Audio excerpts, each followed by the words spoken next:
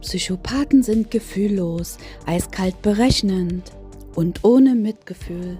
Eine leere Hülle, ein animierter Avatar eines Menschen, ähnlich einer KI.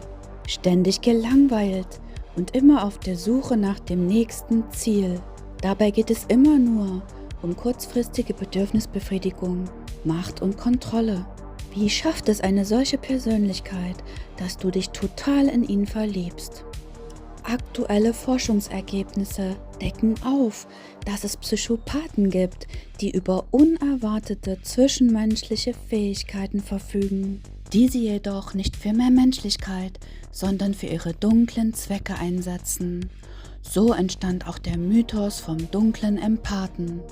Wir wissen noch zu wenig über Psychopathie. Bring dich auf den neuesten Stand, um nicht an den falschen Seelenpartner zu geraten, und teile das Video, um auch andere zu schützen.